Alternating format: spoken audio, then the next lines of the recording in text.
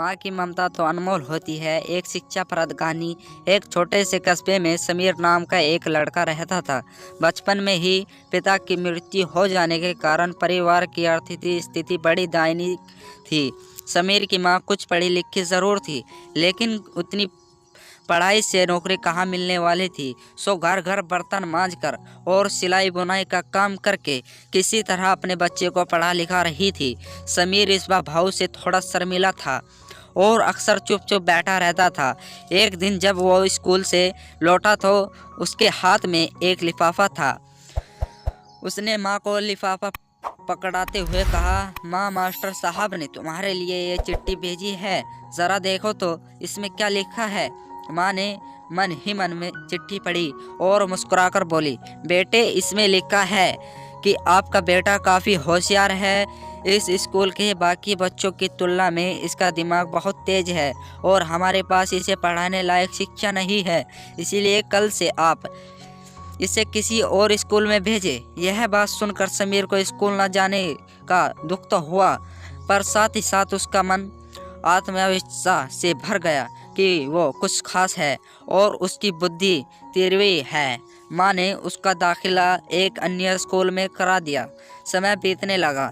समीर ने खूब मेहनत से पढ़ाई की। आगे चलकर उसने सिविल सर्विसेज परीक्षा की पास की और आईएएस ऑफिसर बन गया। समीर की माँ अब बूढ़ी हो चुकी थी और कई दिनों से बीमार भी चल रही थी और एक दिन अचानक उनकी मृत्यु हो गई। समीर के लिए ये बहुत बड़ा आघात था। वह खिलक खिलक कर रो पड़ा।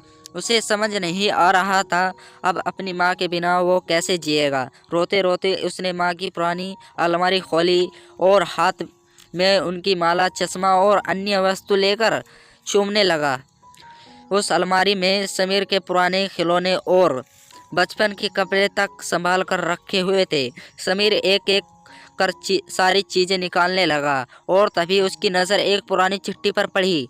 दरअसल ये वही चिट्ठी थी जो मास्टर साहब ने 18 साल पहले दी थी। नम आंखों से समीर उसे पढ़ने लगा। आदरणीय अभिभावक, आपके बताते हुए हमें अफसोस हो रहा है कि आपका बेटा समीर पढ़ाई में बेहद कमज़ोर है और खेल कूद में भी भाग नहीं लेता है। जान पड़ता है कि उम्र के हिसाब से समीर की बुद्धि विकसित नहीं हो पाई है, अतः हम अपने विद्यालय में पढ़ाने में असमर्थ हैं।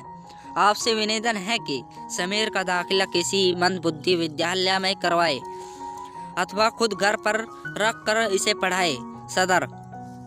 समीर जानता था कि भले अब उसकी माँ इस दुनिया में नहीं रही, पर वो जहाँ भी रहे उनकी ममता, उनका आशीर्वाद सदा उस पर बना रहेगा। गाइस, अगर जो आपको वीडियो पसंद आई है तो लाइक कर देना एंड सब्सक्राइब कर देना। मिलते हैं अगले वीडियो में।